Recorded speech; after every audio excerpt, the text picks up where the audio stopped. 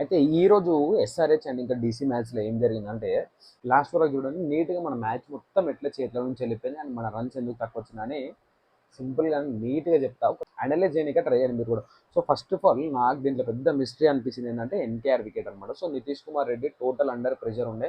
ఎందుకంటే so home ground Vizag అని చెప్పి చాలా over hype ఇచ్చేసినారు.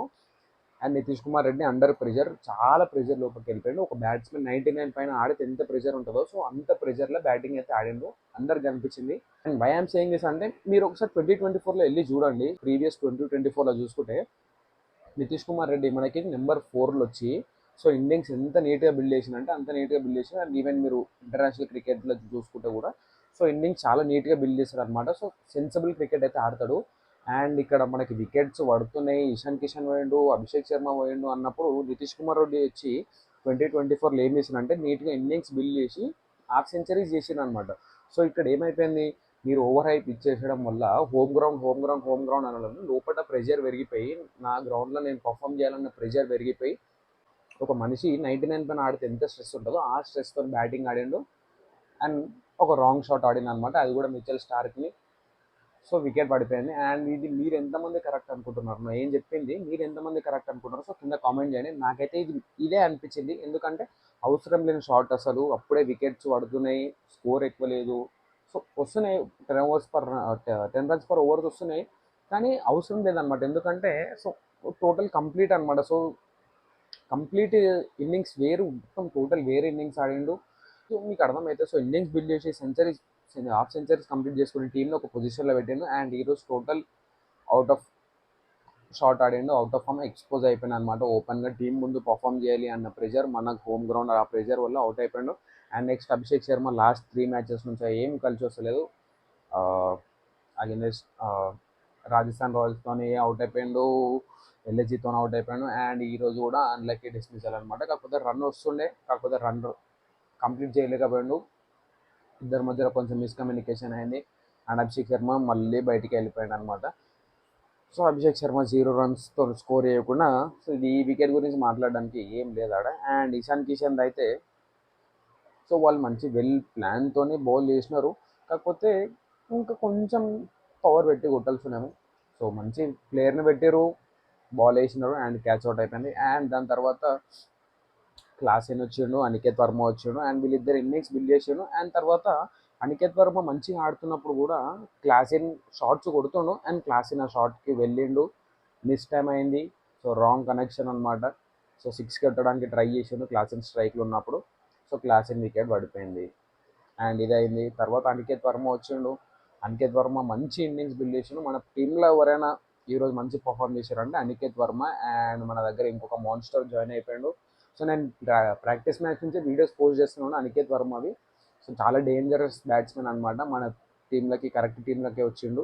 Aniket Varma performance అయితే మస్తు ఉండే. ఈరోజు 6లు కొట్టిండు, 4లు కొట్టిండు. So 74 runs. అండ్ ఆ క్యాచ్ కూడా మీరు చూస్తే సో బౌండరీ లైన్ దగ్గర క్యాచ్ పెట్టారు అనమాట, ఆల్మోస్ట్ అది 6. సో ఫ్రేజర్ గాలిలో ఎగిరి పట్టిండు, అది 6 ఉండే. ఆల్ అవుట్ అయిపోవడానికి పరిస్థితి కూడా మన వాళ్ళ మెంటాలిటీ తెలుసు కదా, మేము అవుట్ అయినా మేము ఇదే మెంటాలిటీతో ఆడతాం అన్నట్టు ఆడిరు అనమాట. సో అట్లా అని చెప్పి ఆల్ అవుట్ అయిపోయారు. అండ్ సో సీరియస్లీ నా ఎక్స్పెక్టేషన్స్ ఏముండే అంటే సో 300 అయితే అస్సలు లేకుండా, ఎందుకంటే లో స్కోరింగ్ గేమ్ చూడాలని ఉండే అనమాట ఇన్ని రోజుల నుంచి. సో లాస్ట్ మ్యాచ్ అయిన తర్వాత ఐ వాజ్ ఎక్స్పెక్టింగ్ ఫర్ లో స్కోరింగ్ గేమ్ అనమాట. ఎందుకంటే సో ఇప్పుడు 300 290 కొట్టినా కూడా మన వాళ్ళు 30 40 50 runs తేడాతోనే గెలుస్తారు ఎందుకంటే కదా. అందుకే లో స్కోరింగ్ గేమ్ అయింది అనుకో సో వీళ్ళ డిఫెండింగ్ స్కిల్స్ అండ్ వీళ్ళ బౌలింగ్ ఇవన్నీ చూడొచ్చు అని చెప్పి ఐ వాజ్ ఎక్స్పెక్టింగ్ లో స్కోరింగ్ గేమ్ అనమాట. అండ్ లో స్కోరింగ్ గేమ్ వచ్చింది, డిఫెండ్ చేసుకోలేకపోయినారు. సో మంచిగానే చేసినారు, ఆల్మోస్ట్ 16 overs అంటే నాట్ బ్యాడ్. కాకపోతే ఇంకా కొన్ని రన్స్ స్కోర్ చేసేది ఉన్నాయి. అండ్ మన దాంట్లో షమి, లిటరలీ షమి అయితే నేనే అనమాట ఆన్ ద గ్రౌండ్. సో ఎందుకంటే బాల్ మన దగ్గరికి క్యాచ్లు పట్టాడు. సో ఫీల్డింగ్లో అసలు ఎన్నో అండర్ గ్రౌండ్లోకి వెళ్ళిపోయినట్టు ఉంటాడు, ఆన్ ద గ్రౌండే ఉంటాడు కానీ అండర్ గ్రౌండ్లోకి వెళ్ళిపోయినట్టు ఉంటాడు. సో కొంచెం వీళ్ళు ఫీల్డింగ్లో కూడా ఇంప్రూవ్ చేసుకోవాలన్నమాట. And bowling so Abhinav Manohar అయితే ఏం ఇంప్రెస్ లేదు, అసలు ఏం పర్ఫార్మెన్సే లేదు. సో అభినవ్ మనోహర్ షార్ట్స్ అసలు సెట్ కాడు. ఓన్లీ చెప్పినా కదా ఇన్నింగ్స్ బిల్డ్ చేసుకోవాలి నీట్గా డిఫెన్స్ ఆడుకొని. అండ్ చెప్పలేము ఇన్నింగ్స్ బెస్ట్ ఇన్నింగ్స్ వస్తుందేమో, కాకపోతే ఇప్పటివరకు ఆడిన పర్ఫార్మెన్స్లో అయితే అభినవ్ మనోహర్ అంత పర్ఫామ్ చేయలేదు. అండ్ అభినవ్ మనోహర్ని పక్కన పెట్టి వేరే ప్లేయర్స్ని ఎవరైనా తీసుకుంటే బెటర్ అనమాట. సో నాకు తెలిసినంత వరకు, ఎందుకంటే లాస్ట్ 3 మ్యాచెస్లో అభినవ్ మనోహర్ పర్ఫార్మెన్స్ జీరో అనమాట. సో ఏమాత్రం కాంట్రిబ్యూషన్ లేదు. తర్వాత వియాన్ మల్డర్ వచ్చిండు, ఇంపాక్ట్ ప్లేయర్కి వచ్చిండు. సో ఇంపాక్ట్ ప్లేయర్ రావడం వల్ల జాంపా బౌలింగ్ చేయలేకపోయిండు అనమాట. వియాన్ మల్డర్ వచ్చిన తర్వాత సో ఏమైనా ఇన్నింగ్స్ కొంచెం బిల్డ్ చేసాడు, కాకపోతే అవుట్ అయిపోయాడు అనమాట. సో ఇంపాక్ట్ సబ్ వచ్చినప్పుడు ఇంపాక్ట్ క్రియేట్ చేస్తేనే కొంచెం ఉంటుంది. అండ్ ఇంపాక్ట్ క్రియేట్ చేసిండు, ఒక క్యాచ్ పట్టిండు. సో క్రేజీ క్యాచ్ పట్టిండు, కాకపోతే అప్పటికి మ్యాచ్ అంతా అయిపోయింది కాబట్టి we can do anything. And ఇదన్నమాట Mohammed Shami, Wiaan Mulder, Pat Cummins, so వీళ్ళందరూ అవుట్ అయిపోయినారు. మన టీం ఆల్మోస్ట్ 163 రన్స్కి టోటల్గా ఆల్అౌట్ అయిపోయింది. సో ఇది జరిగింది మన బ్యాటింగ్ లైనప్లో. అండ్ బౌలింగ్ లైనప్ వస్తే నాకైతే అంతా ఏం అనిపిస్తలేదు. గుడ్ మంచి బౌలర్స్ ఉన్నారు, ప్యాట్ కమిన్స్ ఉన్నాడు, షమీ ఉన్నాడు, తర్వాత అభిషేక్ శర్మ వేసిండు, వియాన్ మల్డర్ కూడా ఆల్రౌండర్ వేస్తాడు. నితీష్ కుమార్ రెడ్డిని ఈ ఇయర్ ఒక్క ఓవర్ కూడా వేయలేదు నితీష్ కుమార్ రెడ్డిని, ఎందుకు నాకు బి తెలియదు. సో ఉన్నారు, మంచి బౌలర్సే ఉన్నారు, కాకపోతే వాళ్ళకి టైం రావట్లేదు. ఎందుకంటే మొహమ్మద్ షమీ వికెట్స్ ఎట్లా తీసాడో తెలుసు అందరికీ. షమీ సెకండ్ హైయెస్ట్ ప్లేయర్ అనమాట పవర్ ప్లేలో వికెట్స్ తీసుకోవడంలో. సెకండ్ ఆల్మోస్ట్ 30 వికెట్స్ ఉన్నాయనుకుంటా మొహమ్మద్ షమీకి. బట్ ఇప్పటి వరకు అయితే మనకి ఏం లేదు, మొన్న ఒక వికెట్ తీసిండు. సో మన బౌలర్స్ నుంచి మంచి పర్ఫార్మెన్స్ ఉంటే మనకి, సో బ్యాటింగ్ మనం 150 కాదు 100 కొట్టినా డిఫెండ్ చేసుకోగలం అనే మనకు కూడా కాన్ఫిడెన్స్ పెరుగుతుంది. అండ్ తర్వాత ప్యాట్ కమిన్స్ కూడా వేసిండు. తర్వాత మన బౌలింగ్ యూనిట్లో జీషాన్ అన్సరీ అని వచ్చిండు అనమాట. సో ఫ్రమ్ యూపీ, ఎంత గ్రేట్ పర్ఫార్మెన్స్ అంటే అసలు సో మైండ్ పోయింది అనమాట. ఎందుకంటే ఓవర్ ఎక్స్పెక్ట్ చేయలే ఆ స్పిన్నర్, ఆ బౌలింగ్. సో ఈ జీషాన్ అన్సరీ తీసిన 3 వికెట్లు బిగ్ వికెట్స్ అనమాట. ఫ్యాబ్ది తీసిండు, ఫ్రేజర్ది తీసిండు, తర్వాత కేఎల్ రాహుల్ వికెట్ అయితే మైండ్ బ్లోయింగ్, అసలు crazy wicket KL Rahul wicket అయితే నాకు మస్తు నచ్చింది అసలు. So KL Rahul direct bowled అయిపోయాడు, చాలా గ్రేట్ పర్ఫార్మెన్స్ చేసిండు అనమాట వేసిన 4 ఓవర్స్లో. సో మంచి పర్ఫార్మెన్స్ ఇచ్చాడు. అండ్ తర్వాత మిగతా వాళ్ళు అంత ఎఫెక్టివ్ లేకుండే, సో మ్యాచ్ కూడా మన చేతిలో లేకుండే. And power ప్లేలోనే. అండ్ ఇంకొకటి ఏంటంటే మన వాళ్ళు క్యాచ్ డ్రాప్ చేసారు,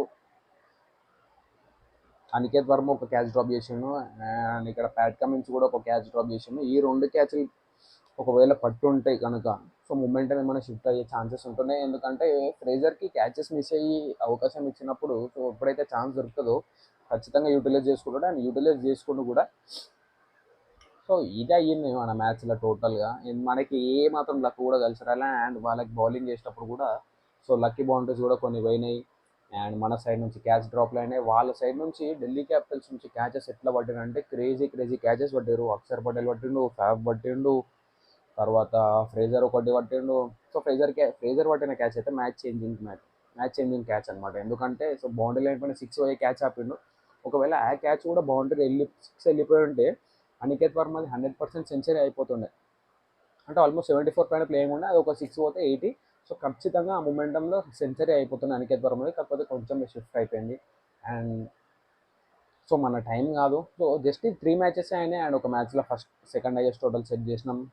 సో సెకండ్ మ్యాచ్లో 190 అండ్ థర్డ్ మ్యాచ్లో 163. సో నెక్స్ట్ మ్యాచ్లో నేనైతే 120 కొట్టాలని కోరుకుంటున్నాను. ఎందుకంటే బౌలింగ్ యూనిట్ స్ట్రాంగ్ కావాలి, ఫీల్డింగ్ కూడా స్ట్రాంగ్ కావాలి. ఇప్పుడు వీళ్ళకి 120 రన్స్ ఉన్నప్పుడు సో డిఫరెంట్ స్ట్రాటజీస్తో ఆడతారు. సో ఆ స్ట్రాటజీస్ వీళ్ళు తీసుకొని రావాలి ముందుకి. అండ్ 300 అంటే 300 ఖచ్చితంగా వస్తుంది. ఒక మ్యాచ్లో అయితే 300 వస్తుంది. ఈ సీజన్ అయిపోయే లోపల కన్ఫామ్ వస్తుంది. మీరు ఎంతమంది ట్రోల్ చేస్తున్నారో ట్రోల్ చేయండి. 300 వచ్చిన రోజు మీరు ఈ అకౌంట్ డిలీట్ చేసుకోవాల్సిందే. నేను చూస్తున్నా చాలామంది నాకు ట్యాగ్ చేస్తున్నారు, నాకు పంపిస్తున్నారు, అన్నీ చూస్తున్నా. 300 అన్నీ సేవ్ చేసుకుంటున్నా, ఓడో ట్రోల్ చేస్తున్నా, అన్నీ సేవ్ చేసుకొని పెట్టుకుంటున్నా. అండ్ మనకి ఈరోజు మ్యాచ్లో ఏమైనా తృప్తి ఉందిరా అంటే అనికేత్ వర్మ ఇన్నింగ్స్ ఒకటి, జీషాన్ అన్సరీ బౌలింగ్ ఒకటి. Zeeshan Ansari from UP. So debut match అనమాట. అండ్ డెబ్యూట్ మ్యాచ్లోనే 3 బిగ్ వికెట్స్ తీసుకున్నాం. సో ఖచ్చితంగా కాన్ఫిడెన్స్ లెవెల్స్ హై ఉంటాయి. అండ్ నెక్స్ట్ మ్యాచ్ ప్లేయింగ్ లెవెన్లో కూడా ఉంటాడు అని అనుకుంటున్నా. So hopefully next match Abhinav మనోహర్ని కొంచెం సైడ్ చేసి వేరే ప్లేయర్స్ని లోపల తీసుకొస్తే కొంచెం బెటర్ అని నా ఫీలింగ్. ఎందుకంటే 3 మ్యాచెస్ అయిపోయిన తర్వాత కూడా సో మీరు వేరే ప్లేయర్స్కి కూడా అవకాశం ఇస్తే కొంచెం బెటర్. కాబట్టి అండ్ ఇదే అనమాట జరిగింది. So Nitish Kumar Reddy over hype అయిపోయి ఎక్కువ ప్రెజర్ అయిపోయి వికెట్ అయితే పడిపోయాడు. లేకపోతే నార్మల్గా మంచి ప్లేయర్ అనమాట. సో ఈజీగా ఇన్నింగ్స్ బిల్ చేస్తాడు వికెట్స్ పడుతున్నప్పుడు. ఆ ప్రెజర్ అనేది కంట్రోల్ చేస్తాడు. కాకపోతే ఫస్ట్ బాలే వచ్చి డౌట్ అయిపోయి and second ball shot Audi wicket పడి సో కొంచెం డిఫరెంట్ వైబ్ ఉండేది రోజు. సో చూద్దాం నెక్స్ట్ మ్యాచ్ ఓడుతుందో తెలుసు కదా, కేకేఆర్తోని రివెంజ్ మ్యాచ్ అనమాట. ఈ మ్యాచ్లో పర్ఫామ్ చేయకపోతే ఇంకేం చేయలేం. సో ఈ మ్యాచ్లో కేకేఆర్తో అయితే ఖచ్చితంగా పర్ఫామ్ చేయాలి. With the bat, with the ball, in the field, ఈ మూడు పర్ఫామ్ చేయాలి. క్యాచ్లు వదలొద్దు, వచ్చిన ఛాన్సెస్ అన్నీ వాడుకోవాలి. కేకేఆర్ని పొట్టు పొట్టు కొట్టాలి. మళ్ళీ వీడియో పెట్టాలి. ఒకవేళ కేకేఆర్ వాళ్ళు కొట్టిరు అనుకో, నేను ఈ వీడియో డిలీట్ చేసుకోవాలి. So see next video.